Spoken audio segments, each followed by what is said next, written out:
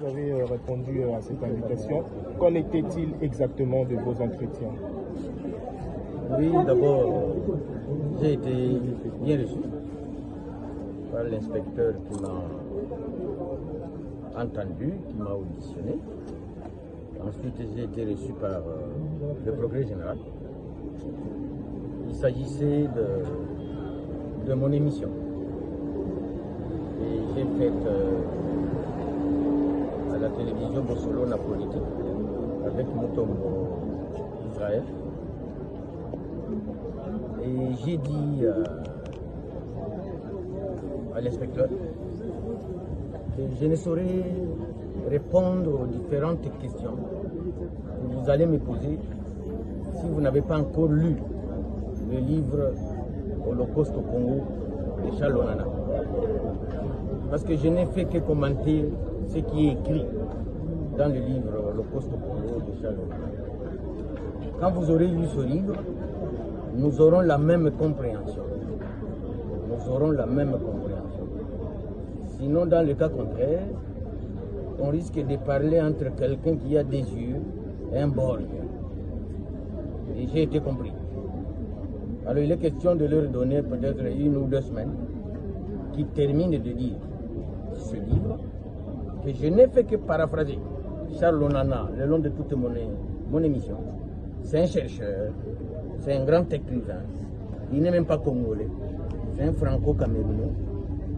Alors en ce moment-là, ils comprendront effectivement ma mission, de pouvoir informer et éclairer la lanterne de l'opinion congolaise et de l'opinion internationale sur la tragédie. Voilà, merci beaucoup, peuple congolais. Ça ne dépend pas du milieu ou de l'endroit, vous aurez le temps de nous suivre dans l'émission Oyo, toujours ça, la bino langonga Oyo, bande konangai. Je crois que Toyoki, c'est que, comment je dis, Bitakwira, Beti Babilo Konae, Asala Yiba Monsieur Belé, Azoko dénoncé, oui, dénoncé, Anima Rwandais depuis Kala. Alors Bitakwira a dénoncé, Batafachi Beton, Balingeli Boul, Babio non. Bitakwira attaqué ba Rwandais. Oh, attaqué ba Nyamulenge. Baza ba Congolais te ba yaki na mission moko boye po basala ba plan mabe na kata RDC. Ah! Azwe invitation ya ba juge kuna soki ya procureur abengisa ki ye Bitakwira ba yokaye pourquoi ya kolo ba makamba ba Nyamulenge na télévision. Oh! Mais bino batayi de pesa boza na libanda ebele awa. Bolobi bien que Fachi Beton azosongisa ba Rwandais tout na Congo. D'ailleurs batebele bazo biso que non élection ezo salama il faut balongola batutu baza na tendance ya ba Rwandais. Mais balobi mais tozoyoka selon le plan que tozoko yoka bazara sur Rubero afuba bimana Assemblée nationale ba Jeannette Kabila fu Félix Tshisekedi azoka na fois bimisbango na Assemblée nationale ba Nyamugabo excusez fuba bimana Assemblée nationale. Donc, batutu bazawana tendance ya Nyamulenge nya balobi Félix fakobimisa bango l'élection oyo bas plan na bango basali na kadima yango wana fo balongola bato wana. Mais sikoyo tango boyoki Bitakwira lobi ke Banyamulenge bayaki na mission awa baza ba Congolais te. Siko bobengi ici na justice pour ani. Omoni makambo to yebisa ba Congolais que faut faire très attention avec Félix Tshisekedi parce que ce monsieur-là, oh, c'est-à-dire, comment on dit ça, il y a double tranchant, couteau à double tranchant, Félix Tshisekedi. Donc, c'est-à-dire, Agolia na bino mupanzo, en même temps, Azagolia bino pena mupanzo. Donc, moi, je identité na ya solo marambaza ko sala pa za ko luka bisika za ko kende ezati. D'ailleurs, biso tout ba Congolais to bien que sa femme Nyakeru Denise Aza rwandaise, batutu bayebi yango, c'est connu de tout le monde. C'est connu de tout le monde. Si mon monde a que Alex Sabino na talangbo kananga yango, la plupart, je dirais, même Batbabo na Kin, Babote Bako na Congo, c'est vrai. Et bien bakenda mbokate, mais la majorité à Congolais, même Bakoli na Kin, bakenda ba village na bango. Amonata koko na e, amonata ndakwa koko na e na village. Ayebi, au mona o koko na biso mo azalaki na ki na kufi surtout ba koko na biso mingi bakufa na ki oyo ko no futoke kunda na mboka futoke kunda na mboka futoke kunda na mboka alors ba koko na mboka batutu ba okende omona la majorité na biso to mona ba village yango na aonda kwa koko yango wana o bilanga koko bandaye ko sala yango wana bongo ni akeru ya komi président to mona ka balakisi bato banda kwa Félix Tshisekedi na mupompa atonga peria balakisa banda kwa Félix Tshisekedi na mupompa ke ako abota makawa akoleli yao mais bongo ya ni akeru banda comme première dame non to mona ete ke akeko zota ba orphelin akeko zota ba veuve oyo baza na village na Sud Kivu kuna po bagaza muta Sud Kivu azota ba orphelin te oyo akote kuna poto ndima yeke ya solo ni akeru azali muta kote kuna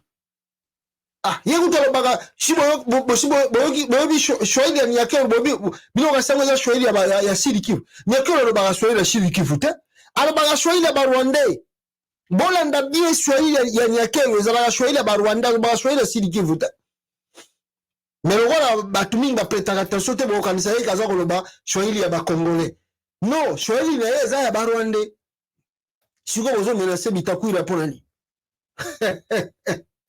et ça passe peu mawato bandekolanga entre parenthèses alors tokolobela Denis Sassou Nguesso a poignardé Félix Tshisekedi na Mukongo na Rwanda ba image ezali peza ko circuler na ba réseaux sociaux grave na moni ba commentaire ba congolais Sassou Nguesso asali bo pona nini Sassou Nguesso akeko akei na Rwanda banini oh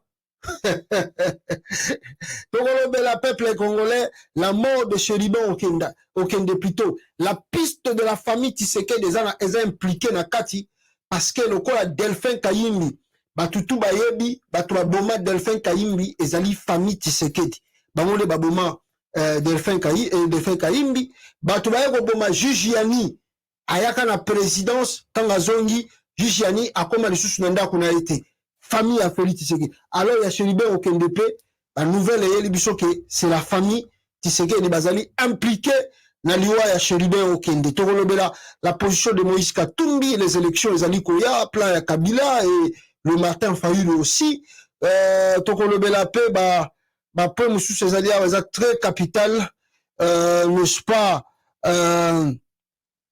tokomona sur ba dossier moko ezali clé na kata mboka eza koleka sikoyo alors tokomeka kotali sabino yango malembe peuple congolais alors Jean-Pierre Bemba Gombo disparu est-ce que il y a quelque chose il y a quoi mais tout le monde qui est azongi na bureau réunion salama qui sont na présidence Jean-Pierre Bemba aussi était présent là-bas alors on va voir cela bande kolanga Boza Rolanda Biso Awa. Rapidement ici, Nagoti que la binomo image Olo, Bolanda Poto Sala développement la Biso rapidement Awa, Bande Konangai, Congolais. Alors, sans oublier, Fachi Béton, Oyo, Alobi, Baye, Barab, Baye, sous na Congo, pour na basala, comment je dirais, Barab, Baye, na Congo, pour basala, ce qui pleure Moussoussou. Il y a Congo pour Nababonisa RDC. Chilombo, c'est un voleur. Chilombo, c'est un voleur, mes frères. Regardez, Awawa, Barab Moroboye, avant l'Alexabine Lokoyo. Avant l'Alexandre Moulaï, la lingi d'abord, dans le Banabini Lokomoko. Batuoyo, peuple congolais, n'a habité Mituna Bango Sogo Sande. N'a habité Sogo Sande. Félix Aoutou Kologota, s'occupe d'Arabe, balobi, va représenter à ma presse, il y a ma presse Moroboye, Baye na Congo. Alors, c'est des représentants. Alors, il paraît plutôt, il faut, n'est-ce pas, même Soukou Ezali, Baye Soukou Kobati. Alors, biso totali, plein wana, ndenge to moneli yango, bande konangai, eza sans, oublier que les gens là qui sont venus au Congo, bayeli makambo batwaza ko kanisate, barabu wana bayena Congo. Bayeli o batwaza ko kanisate. Les arabes là qui sont venus au Congo, bayeli na plan mususu. Leur plan c'est quoi? Ils sont venus demander à Félix Tshisekedi, n'est-ce pas, mbongo na bango, oyo ye azwaki, mbongo na bango, oyo ye n'est-ce pas oyo ye azwa kitango basinyaki baplan na Paul Kagame. Alors baye kotuna ye soki plan ya ye ya kofuta mbongo wana ezali ndenge nini. Est-ce qu'il y a un plan oyo ye sa tracé pona ko banda kofuta ba dette na bango akobanda ko rembourser ba mbongo yango nini. Voilà pourquoi les Arabes là sont venus au Congo. Oh non, ba Saoudien ba yebi ba melingi ba banda ko bâtir. Non, c'est le mensonge. Ba Saoudien ba ye pona ko bâtir te. Ba Saoudien ba ye ko tuna Félix Tshisekedi lokola bino bo rompre ba relation diplomatique na Kagame. Lokola yo na Kagame ça marche plus, ça tient plus. Bon biso to signer ki la compter na biso. Mbongo bimaki parce que yo po pesa ki accord to yamba yo pe kota Qatar. To solola na yo. Tu nous avais rassuré que ezali plein malamu to ko bâtir to ko sala boy. Maintenant bino na Kagame bo yo kana susute. Comment nous on va avoir notre argent? Alors c'est là pourquoi bomoni bango wana. Batutu balobi non ba yepo na ba bâtir. Banani ba ko bâtir na Congo. Oh, bino ndele besoin bâtir. Félix Akei Qatar, à part l'Égypte, à part Yabamboka Moussa Kendaki, ayen un projet, ayen une maquette, abimiseli ba Congolais, oh non, maquette yangoyo, ndenge boza komona ana, maquette yangoyo, Kitoko Smart City. Ah! Félix, Kitoko Smart City. Oh, vision Fachi Beto yaki nango po atonga cité ya sika na kata RDC na kata Kinshasa. Batutu balobi facha kosala makambo bogomona ba Congolais bogokima. Bandeko na ngai, banda projet oyo ya Fachi Siri Smart soki smart intelligence e banda. Boyebi poni mitozali. Tokoma wapi? Tokenda wapi? Si c'était menteur. Bota la projet ayaka nango o bazoko tonga na kini. 5 ans yango esili. Bisika nini bomoni eloko ndengo ne fungwami. Allemagne d'Afrique, chancelier. Bota la biloko alobaka kosala yango wana. Kitoko yango oyo kine kokoma Dubai ekosati. Bota la plan Félix Tshisekedi tango ke Qatar tu la liboso akendaka Qatar tango ayaka nango makamba baki kosala yango wana. Ah! Bino moyebi mona mobali wana te. C'était menteur, c'est un escroc, Félix Tshisekedi. C'était menteur, c'était un escroc. Oh, Fachi Siri bogomona makambo na bino kosala awa Fachi Siri bogomona makambo na bino kosala awa Fachi Siri ah na bosalité dossier biselele aza kolela na monoko mboka et puis na webisa bino banani babimisi vidéo wana to ba vidéo wana ya Fortuna Biselele. Alors bomoni biloko Félix alobaka kosala peuple congolais to moni ata eloko moko esalamite. Alors bato wana bayoka ape sonité baye lisusu na bato ya Qatar oyo baye kosenga mbongo na bango ya nyongo Félix Tshisekedi bazokosa bato oyo baye lisusu po batonga banani bakoya kotonga na Congo na économie oza par terre. Banani bakoya kotonga na Congo na oyo budget ya l'État nano eza précise te. Banani bakoya kotonga na Congo na oyo ezali ke bayebi te inflation eza kosalama tous les jours, dollar ekitaka mataka tous les jours. Qui va venir construire au Congo, mettre son argent au Congo avec de bêtises qui se passent dans ce pays? Il n'y a personne qui viendra bâtir au Congo pour l'instant. Il n'y a pas un économiste, un affairiste sérieux de la vie. Na climat politique tozanango, na système économique tozanango, na chaos eza siko sur le terrain, na kati ya Congo, akoyi koya kosala black achambongo na ye na Congo pour na ba aventure. Oh non, surtout Félix alobaki ba banque, ba biloko to kosala na Congo yango yo. Bosibo moni atamoko bi etongami atamoko apamba. Après bazo linga suba ko sabino mususu ezali koya. Bota la RTNC ninga zoko koma. Oh RTNC Félix abaya kosala RTNC. C'est un menteur, c'est un escroc. Tala yango RTNC bulinga RTNC ninga koma. Ah, Nzambe. Ah, Allemagne d'Afrique. Ah, Congolais. Bon, penda Félix allait ça batoka ba maquette quoi. Allez ça penda biso ba maquette. Ah, elle a pas si peu mawatro. Donc on a fait ici, bolge tolia ngora na ndoto donc. Ah, Allemagne d'Afrique chancelier. Félix Tshisekedi. Donc voilà, nous surtout ezaka kolakisa bino ba congolais dans la cité à diaspora, bana diaspora so ba yebisika ba ndako vanda yango wana. Ba otonga 6000 maisons pour na bana diaspora, so boke na diaspora ba ndako vanda bisika o. Chilombo. Mais quoi, basala mondo donc donc yoka Sofitel hôtel. Félix. Donc marché central yango commercial présidence palace bota la présidence bisere gozala wana plein fatisiri no mosala na chido bomona yango Allemagne d'Afrique bima na mabele et bota na mabele donc donc c'est pour dire aux Congolais même si toujours c'est cas il faut pas suivre les aventures de Félix Tshisekedi.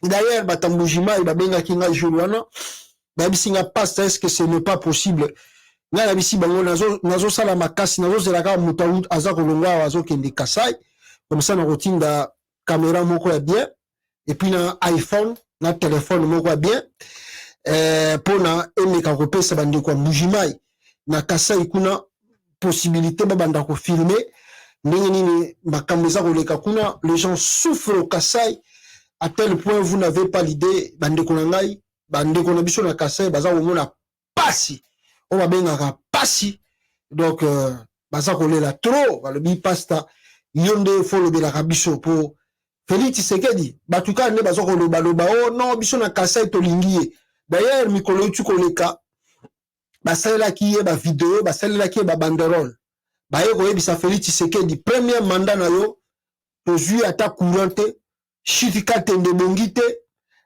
comment on appelle ça miba et bongite Sukoyo, yo Félix, ozo compromettre biso le sousukeno, to réélire yo pour la deuxième mandat. Yango moni kanda, ya batu ya Kasai, ya mupompa kote kuna, so ba moni kaka député o azalaki ya ozala IDPS so ki ananye nini.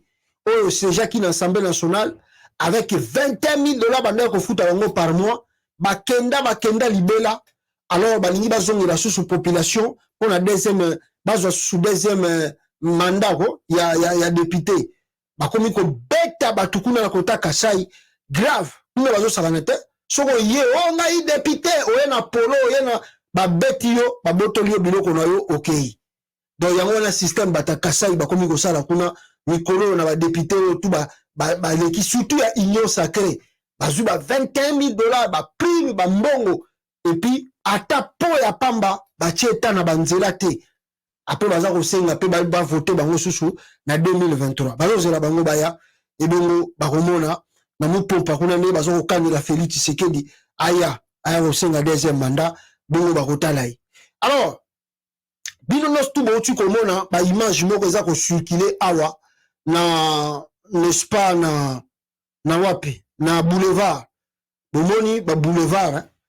Na boulevard kuna bateau babengaka garde républicaine baza kosala marche de santé. D'ailleurs communiqué la bango bimaki depuis avant-hier à travers leur communiqué balobaki que oh non le samedi d'aujourd'hui ba kosala marche de santé bakotambola banini. Alors ils ont demandé plus de 6500 éléments à travers communiqué oyo 6500 éléments il faut bazala na nzela pour batambola pour la marche de santé ndelelo na tongo ba kino tu ba lamuki ba komi komona ba police ba militaire ya garde républicaine baza ko sala marche de santé na kati ya capitale.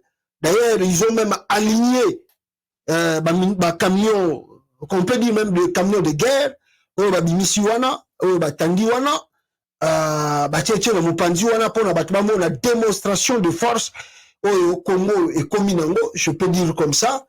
Garde républicaine bien équipée, donc c'est-à-dire bah, ça lui prend à tout. Donc il y a un moni pour nous ça démonstration de force na bango bah sali. Je vous dis que 6500 éléments bah où tu kotambola lelo na kati ya capitale Kinshasa justement pour nous intimider batou. Ça c'est la benga intimidation. Il y a rien mais un mot to tumbaka na ngwe lambate. Oh tout Félix Tshisekedi bazo ba sali wana ezali maya moto etumbaka nango yo elambate minduki na lebeti nango na Kongo te Comme Munduki Robert na Congo, c'est là vous allez découvrir qui est garde républicaine et qui n'est pas garde républicaine au Congo. On a tout besoin de ça là, et ça aventure. Dans la capitale congolaise, on n'a pas un problème d'insécurité. Il n'y a pas une rébellion qui menace la capitale. Il n'y en a pas soi-disant soupçon d'un coup d'État. Alors pourquoi? Et puis ça se répète à plusieurs fois. La garde républicaine barossa la marche. La garde républicaine barossa la marche. La garde républicaine barossa la marche. À quoi sert bon Babilo Kouana? D'abord, garde républicaine, les alliés garde Yabato, babate la président. Babate la président, la famille à président.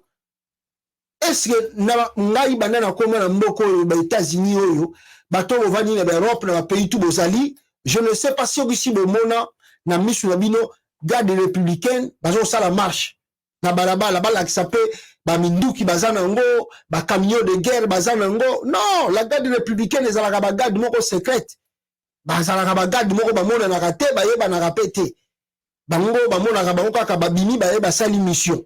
Babimi baye basali événement na bango soki esengeli basalango. Mais là où ils font leurs entraînements, leurs équipements, leur tout, et balaksango na batute parce que zali ba secret moko boye pona bato bazali ko bomba président na famille na. Bon maintenant ba impression na boza ko sala pona ko intimider nani pour faire peur à qui et pour montrer ou démontrer quoi au juste. C'est vraiment du n'importe quoi au Congo. Mais pourquoi vous ne voyez pas cela à Goma? Côté Est à Congo.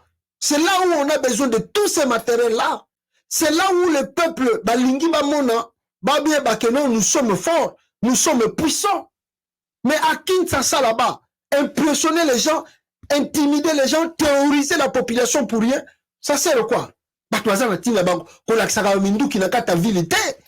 Mais les pays où les alliés qu'on se respecter, Minduki de guerre, et bimalapamba pamba la balabala te. Soit les alliés, peut-être une exposition, oh, la Minduki wana une exposition. Mais comment on a armé la balabala, c'est comme si les gens sont en guerre, et ça la magarar. Et ça la raconte tout à péter. À moins que Bamboka le Ukraine, baby, que tu en guerre, là peut-être ça va. Bamboka le Russie, baby, que tu en guerre, là peut-être on peut comprendre. Mais au Congo, il n'y a ni guerre, il n'y a ni tentative de coup d'État. Pourquoi sortir la garde républicaine et montrer aussi leurs munitions, tout ça, tout ça? On n'en a pas besoin. Et on n'en a pas besoin. D'ailleurs, si ton bateau va réfléchir, Moulaï, et l'autre va au ça, ça c'est exposer même cette garde républicaine. Et ça, qu'on exposer, bango. Parce que le matériel, au lieu de la secret, les gens va tout ce qu'on va voter là-bas, on va dire technologie, va dire, oh, donc, bango, la qui va commis déjà dans le matériel, garde républicaine na bomba kabilo ko nae abimisaka yango te atambola rango na balabala te et puis on n'en a pas besoin, c'est dans la ville. La ville, on ne fait pas marcher les militaires à tout moment. C'est la ville, papa. La ville, c'est la ville. Moins d'incidents kaka mukie, on aura beaucoup de morts. Parce que minduki wana bo pesi bango baza ko tambola. Est-ce que zalaki vide na kati? Toi zalaki de la munition na kati.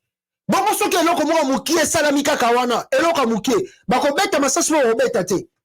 Alors qui seront maintenant des victimes? C'est des civils. Tala Bouzomba ya Félix Tshisekedi. Tala Bouzomba ya bato baza ko diriger même garde républicaine wana. Soki eloko muke salami na kala nde baza ko tambola na. Papa oh tout. Bazui panique. Bako beta masasi mo bako beta te. Qui seront des victimes? On ne fait pas marcher l'armée à tout moment dans la capitale. C'est une grande ville. Il faut éviter vos bêtises là. Évitez cela. On a beaucoup des endroits. On va voir la marche de santé là bango. On a beaucoup des endroits dépassés Maluku. Au Poussani côté Kuna. Sur même au revoir Congo, au revoir Kinshasa. Pour le bon côté maintenant. Bas côté à bas Congo Kuna, Congo central. Il y a des endroits où même la marche de santé. Pourquoi vous faites ça dans la capitale? Bon, même à au revoir Kinshasa, il y a des endroits, il y a des rues, on a beaucoup qui reçoivent un boulevard, parce que ça, la marche de santé, il n'y a pas beaucoup de gens là-bas.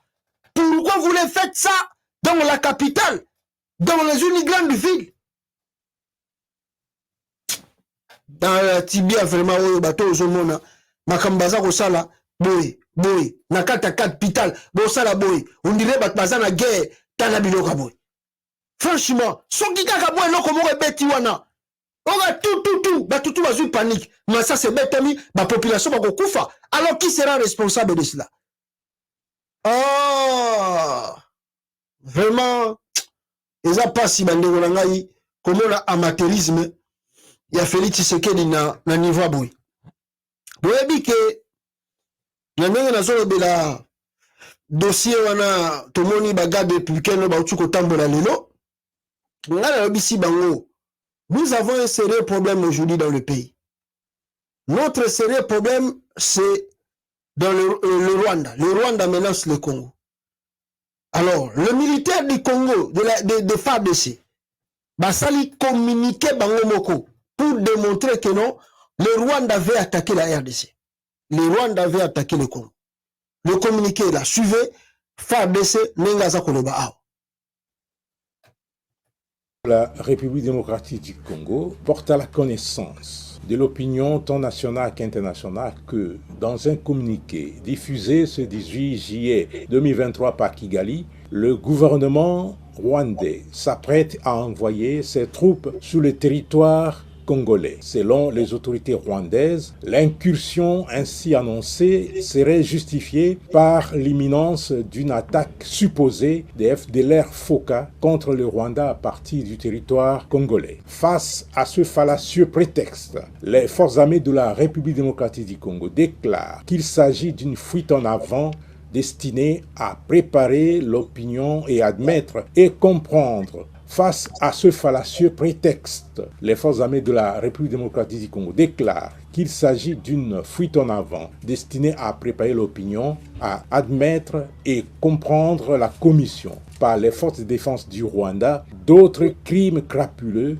et actes de violence ignobles pour pérenniser mort et désolation ainsi que l'insécurité et la terreur dans la population congolaise. En effet, les forces armées de la République démocratique du Congo tiennent à préciser que déjà actives dans plusieurs localités des territoires de Masisi, Nyiragongo et Rutshuru, en République démocratique du Congo, les forces de défense du Rwanda veulent, par ce communiqué, officialiser leur présence sur le sol congolais afin de cacher et effacer de la mémoire collective tous les crimes, massacres et autres atrocités déjà commis à Kishiché, Kalake et le 16 juillet dernier à Bukombo dans le territoire de Rutshuru où ces terroristes ont fauché la vie à une vingtaine de paisibles Congolais. À ce propos, les forces armées de la République démocratique du Congo, qui condamnent avec véhémence cette duplicité et cette ruse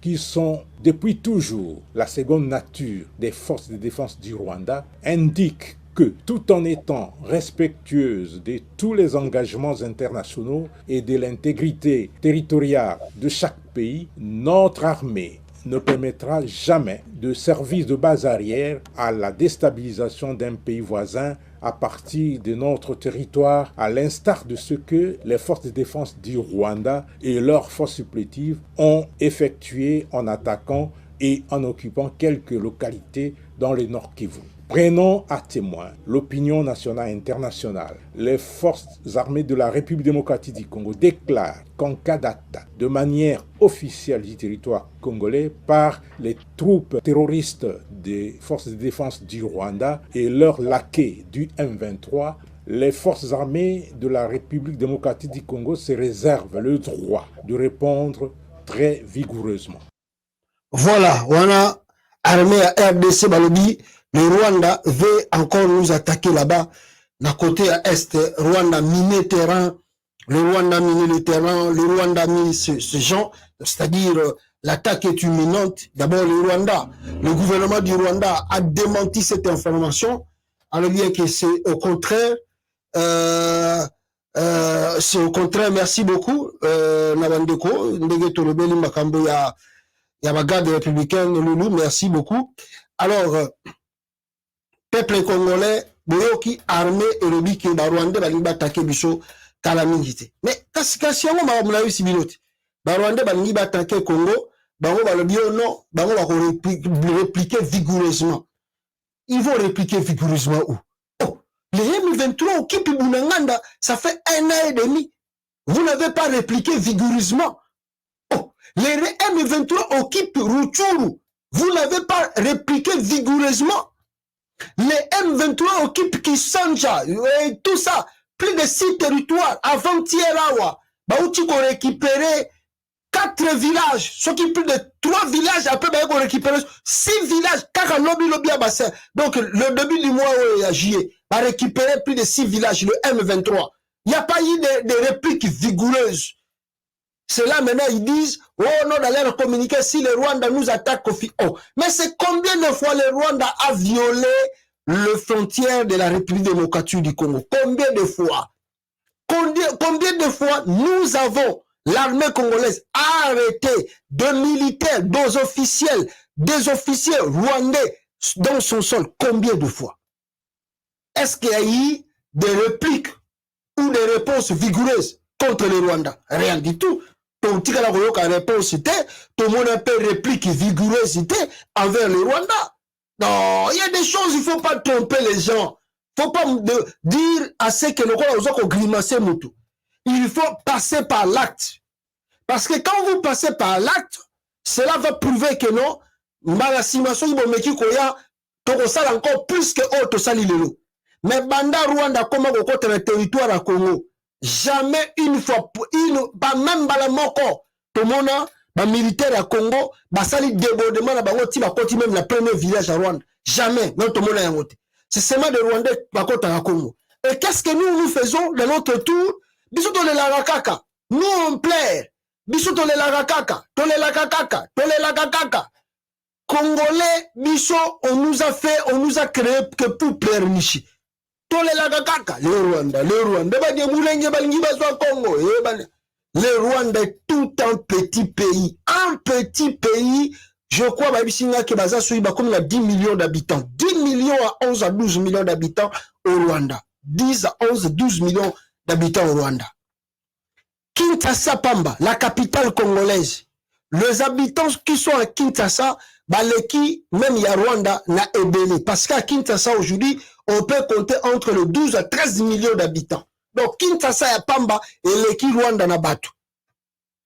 Vous imaginez un peu, avec la grandeur du Congo, avec tout ce que nous avons au Congo, Rwanda, Sali, Rwanda, Sali, Rwanda.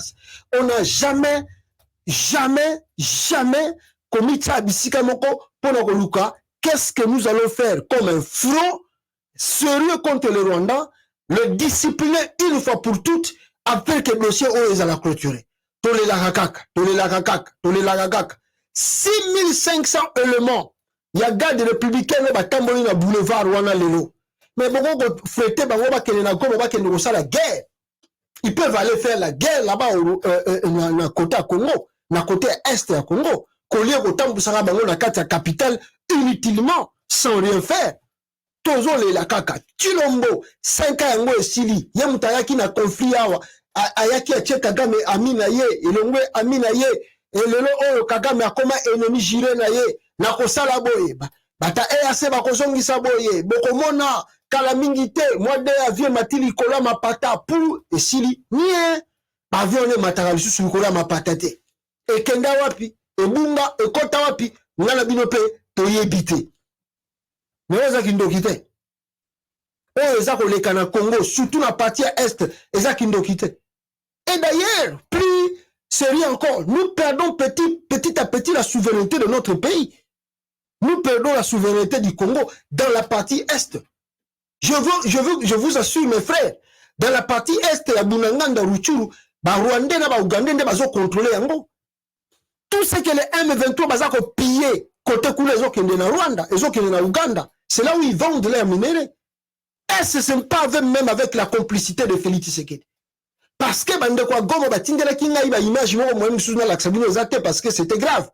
Que ba uti komo na ba militaire à Ouganda, là où ba lobi que ba Rwandais bazali M23, bazo yiba ba matière première bazo kotisango vers l'Ouganda. Abaye ko kuta na mbiscade ya ba mai ba beti ba masasi ba bomi pare ba bomaki ba militaire ya Ouganda na partie est ya Congo. Na ba autodéfense ya mai. Mais est-ce que ce n'est pas parce que nous quand ça ba Ouganda na kata Congo, c'est Félix Tshisekedi. Qu'est-ce qu'ils sont venus faire? On ne sait jamais. Tilelo Batouana Bakendagate. Et on nous dit, oh non, Museveni alobi ke Kabila nde mutabanda kobomba ba ADF. Kabila bande kobomba ba ADF. Bongo banda Félix aye, ba ADF balongwe. Banda armée Ouganda koti na Congo, ba ADF balongwe. Kabila bande kobomba ba ADF. Tout ezali plan oyo Kagame ba multinational ba tcha à travers Ouganda pour ba menacer sécurité à Congo bango ba piyaka bien. Kabila bande kobomba ba ADF. Bobi misa bango sikoyo. Bobi misa bango banda armée Ouganda kota ba bimakate. Nous perdons la souveraineté tous les jours. Chaque jour, peuple congolais, nous perdons la souveraineté la bicho. Pourquoi? Parce que le pays est petit à petit occupé. Alors, Mawatro, Ndebisika Oyo, na kolela, batubaza kolela, armeza kolela, batubaza kolela, bande konangai, ce qui est grave, moi je n'ai pas de vidéo de Biselele. Ndeko azo tindelanga yo, tindelanga ba vidéo Biselele, ngana zana vidéo, ngana kabula ba vidéo mitakarate. Je n'en ai pas et je ne distribue pas de vidéos de Biselele la mutakala. Je n'en ai pas. Alors, ceux qui osent la bateau, monsieur Soubaropé, ça y est, qui n'est pas la même personne, la vidéo à Mitakalate. Voilà. Alors, peuple congolais, je vous disais, comme, n'est-ce pas, Makamlazo Bisabino Awa, on a vu ça qui vient à Barabo, Bayaki na Congo, Bayako Sengambongo, la Bango, pas Félix Tshisekedi, Bomoni Bango, Bayiko Sengambongo, on a l'accès Bino, na Fachi Siri, et si Bayenga Kimbongo la Bango. Alors, Bango, Bata Félix Tshisekedi, Wap Bango Kutu. Balobini ni balobaki awa. Attendez, je vais voir cela. Qu'est-ce qu'ils ont dit? Que Barabu on a baillé pour investir. Hein? On va investir, mais investir peut-être bakéi na bango. Alors, je vous disais ici, ce qui est frappant ici, ezali komona peuple congolais image bande konanga itomoni awa. Image ya Denis Sassou Nguesso. Décoré, chancelier, je ne sais pas, na Kigali, na Rwanda, kuna. Bata IDPS, bazu vertige, moutou esali bango pasi. Babia, Sassou Nguesso, Oyo, Azalaki, ami fidèle, il y a Félix Tshisekedi. Félix Tshisekedi a considéré comme même son père. Tala Sassou Nguesso na Rwanda, décoré par Kagame. Décoré par Kagame, Tala Sassou Nguesso na Rwanda, Azako la champagne. Na Paul Kagame bataille de pes bazu vertige bakomi kokoma ça soit trahir Sassou oh tala bande konangai vérité za moko za simple. Félix ne connaît pas encore la politique. Aïe politique té. Je vous dis la vérité, Félix ne connaît pas la politique. Si Félix même bateau baza tout autour comme conseiller soyi ba yeba ki réellement politique. Bori kozala agité na ndenge bomoni ba photo à Sassou na Rwanda boko zala JTT et ko lekela binote boko benga pe Sassou Nguesso traité. Vous croyez que Sassou de Brazzaville travaille pour vous les Congolais de Kinshasa? Vous y croyez? Oh.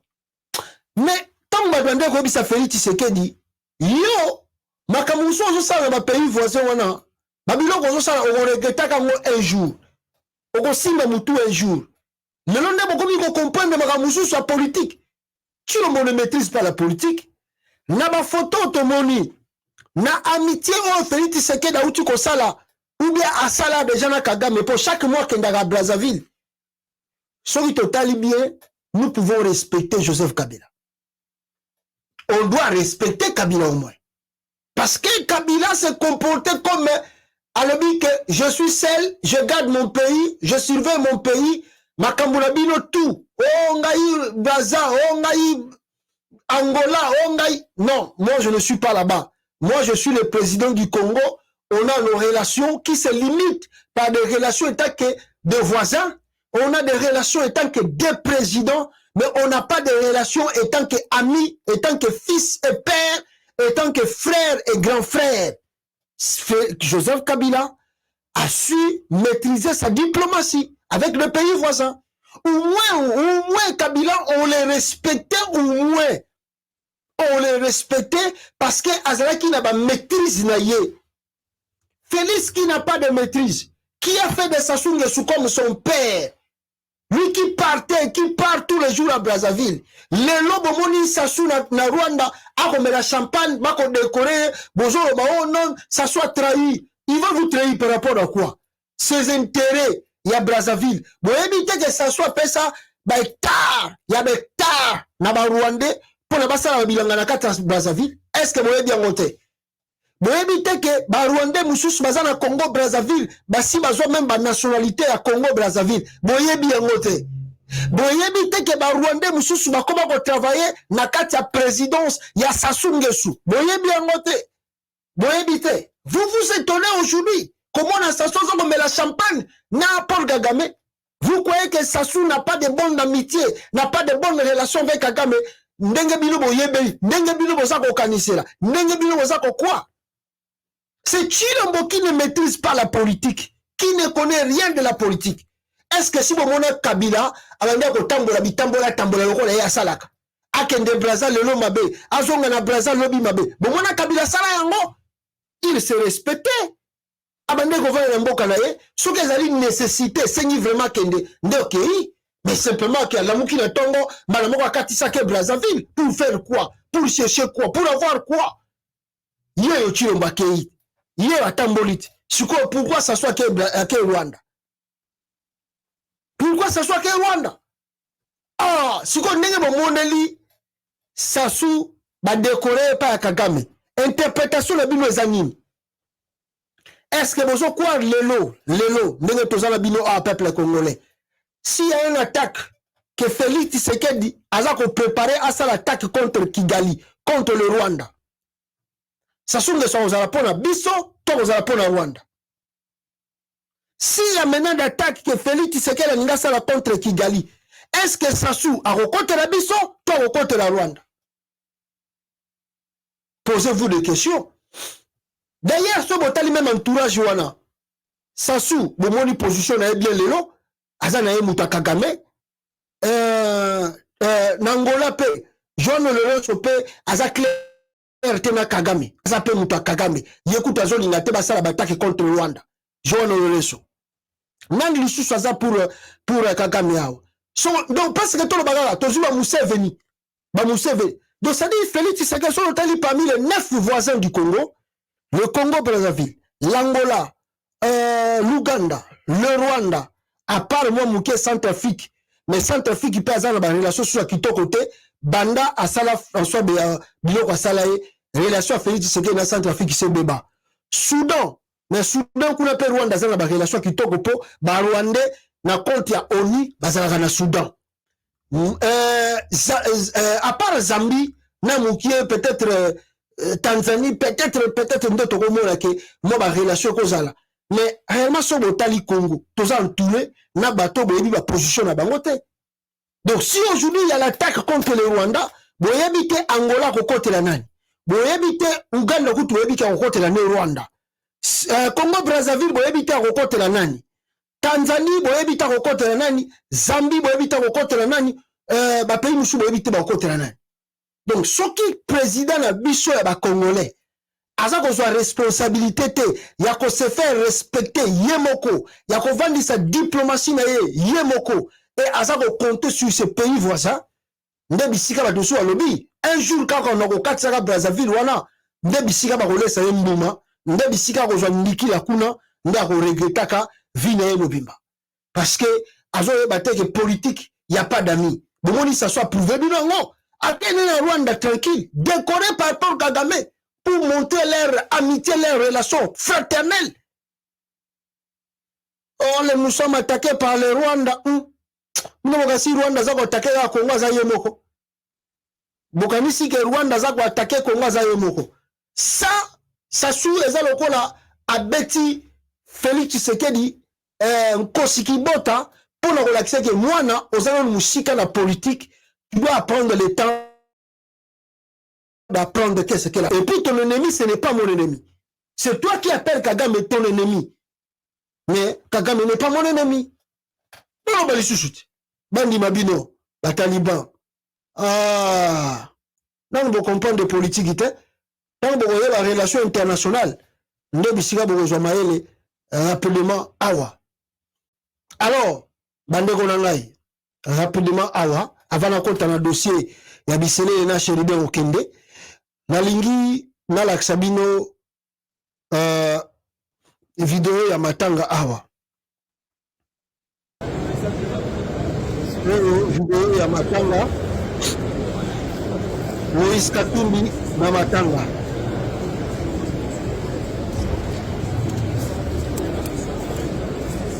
Voilà, matanga ya Chéribin Okende. Matanga ya Chéribin Okende, Martin Fayou assisté, batebele ba assisté ki na matanga wana pona kopesa ye ba dernière nini et puis na après yango Moïse Katumbi a pris son jet et azongaki Lubumbashi. Mais on peut découvrir encore, comme je vous disais en titre, le pourquoi et comment est mort Chéribin Okende. Bola nanonu vidéo nae makambo wande koloba awa avant sa mort. Ceux qui veulent comploter contre Bukangalonzo, spolier Bukangalonzo, vendre Bukangalonzo à une société canadienne pour produire du cannabis pendant que le peuple congolais a besoin du maïs, du manioc pour se nourrir, en tout cas ces prédateurs-là nous trouveront sur leur chemin et nous allons attirer l'attention du chef de l'État que pareille attitude ne va que décrédibiliser les politiciens congolais. Aujourd'hui nous voyons cette production, ça ne fait que nous comploter contre Bukangalonzo, spolier Bukangalonzo, vendre Bukangalonzo à une société canadienne pour produire du cannabis pendant que le peuple congolais a besoin du maïs, du manioc pour se nourrir. En tout cas, ces prédateurs-là nous trouveront sur leur chemin et nous allons attirer l'attention du chef de l'État que pareille attitude ne va que décrédibiliser les politiciens congolais. Aujourd'hui, nous voyons cette production, ça ne fait que nous... Voilà. Bouti Koyoka, Chéribin Okende, Ndenga Lobaki avant sa mort. Dans l'Iwanaye, ezana ba secret belé bande konangai. Ah, Kenya, ndenge bande komsu alobi Kenya pe azali na n'est-ce pas na nini na sima ya Rwanda.